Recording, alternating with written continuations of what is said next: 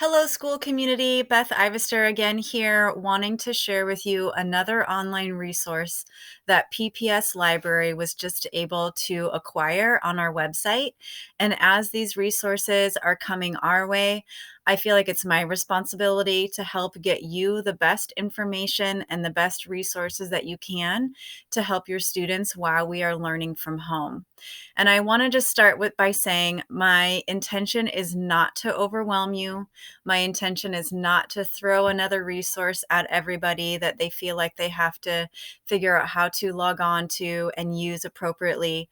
My hope is that with all of these different options that we have, while you're learning at home with your child and your child is learning at home, that you can find the best resources that help your student the best and the best ones that connect with your student and that they're able to navigate.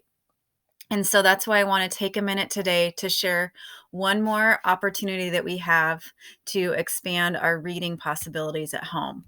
So I'm going to start by going to the PPS Library main page, and I'm going to show you a new resource that just became available a couple of days ago. So down here in the middle of the screen, in the middle of the website, is where I have all of the other resources that I have done videos for. And there's a new one right here called Mackin. And Mackin is an online library, and there are some really great features that this online library has and some different ways that we can sort our book choices by reading level, interest level, Fountas and Pinnell level that I think are going to be really helpful for families at home.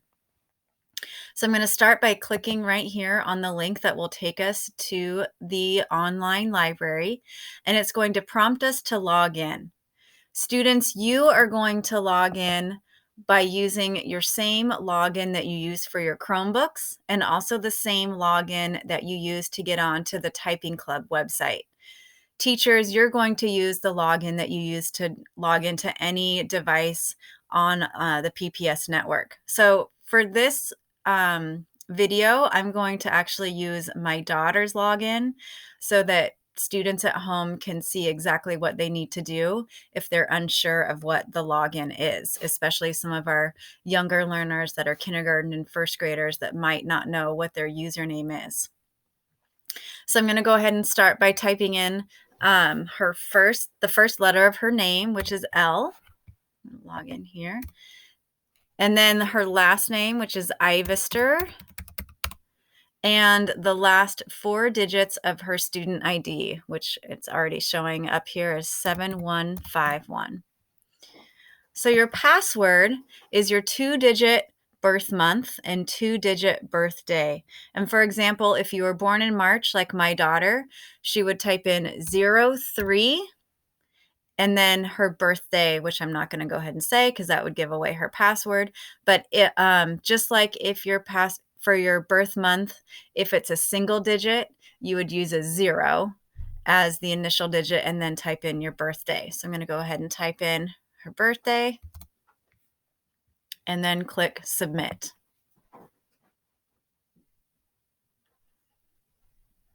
All right, so here we are, and it says that we are connected with Rose City Park Elementary, and it has the student's name here so they know that they're logged into the correct account, and it automatically will bring us to the home screen. The home screen shows the newest books and the highest rated books, but then if we go over here to these different colored bars, we have some other ways that we can find books that we would be interested in reading at home. I'm going to go ahead and click on the blue bar here, which says all resources. And once I click on that, then it brings up the advanced search menu. And this is where I have found this resource to be particularly helpful.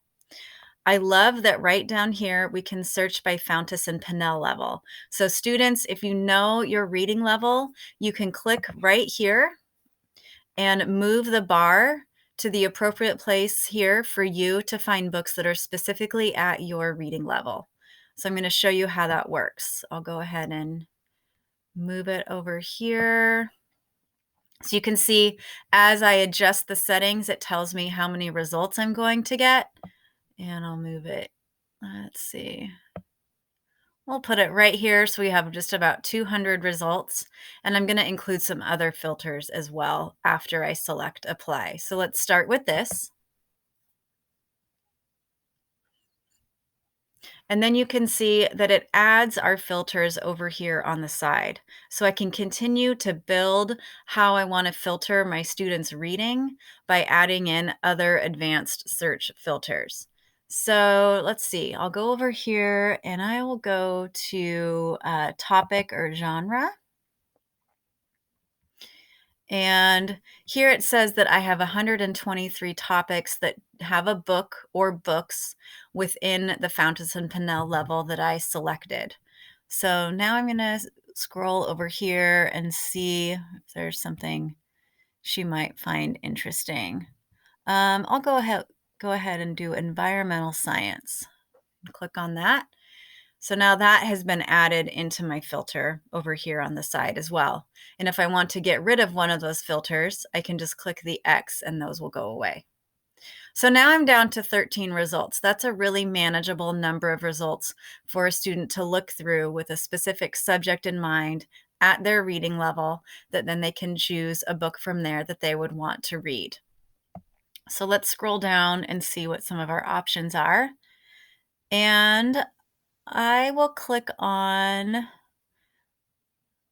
let's see, I'll click on this one here, soil. We've been doing a lot of planting in our house, so maybe this would be a book that she would find interesting. So I can either open it now, I can add it to my favorites list, or I can check it out. There's also a more info tab right here. So if I were to click on that, it just brings up more information about the book. It brings up the series that it's a part of, the page numbers, categories, and here you can also see it's within the Fountas and Pinnell level that I selected, and it's also within the grade level that would fit the best for her. So let's go ahead and check it out and see how the checkout process works. There it is. That's all you have to do. Hit checkout. And then what I noticed is if I click up here on the backpack, then I can go to the checkout option and I can see that this book is checked out under her account. If I were to open it now, click on the green bar and it will show me what the book looks like.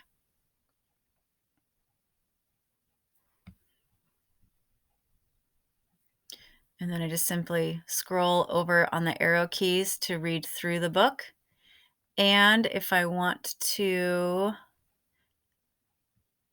add some notes, here's where I can go ahead and add notes. I'll go ahead and close that out. And if I go back here to the bars, I can close the book and I'm back to the screen that I started with. So this backpack feature is handy because this is where your favorites can get marked. You can keep track of what you have checked out. You can keep track of your notes in your notebook as well. And then if there's anything that you want to request, you can make requests down here. So if I'm done with this, I can go back to the home screen. It will take me back to the beginning where I started.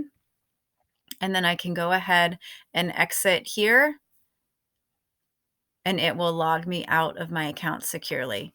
So I hope that you find this resource helpful. I was really excited to see that we can specifically search for our readers at home by their Fountas and Pinnell level. We can search by their interest level.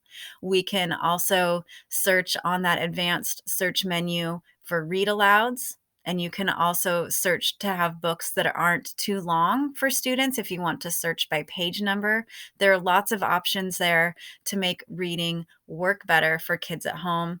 And that is my intention by showing you guys this resource today.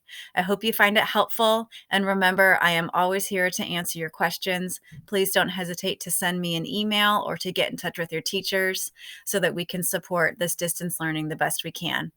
Enjoy your day. Thanks so much. Until next time.